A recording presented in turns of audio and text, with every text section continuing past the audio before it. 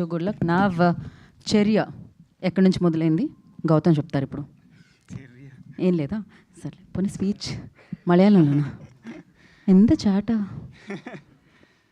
అందరికీ నమస్కారం. ఇక్కడికి వచ్చిన మీడియా వాళ్ళకి, ఎంకరేజ్ చేయడానికి వచ్చిన చాలామందికి ఆల్ థ్యాంక్ యూ.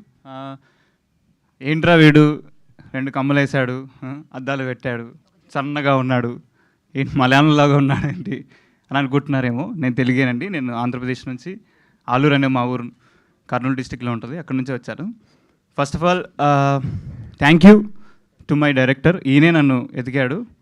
ఎక్కడో నేను థియేటర్ ప్లేలో చేసుకుంటుంటే ఆయన చూసి ఇష్టపడి దెన్ హీ మెట్.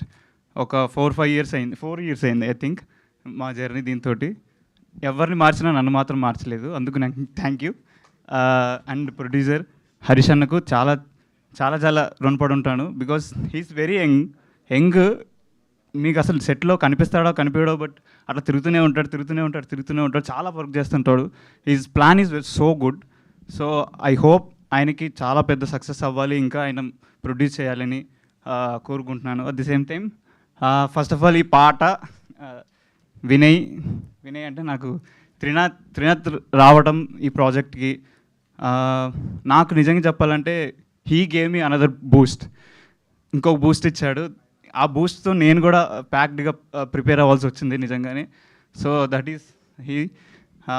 మా ఇద్దరు కాంబినేషన్లో వస్తున్న ఈ పాట దమ్ దమ్ అనేది హైదరాబాద్లోనే చార్మినార్ చుట్టూ చాలా వరకు షూట్ చేసామండి.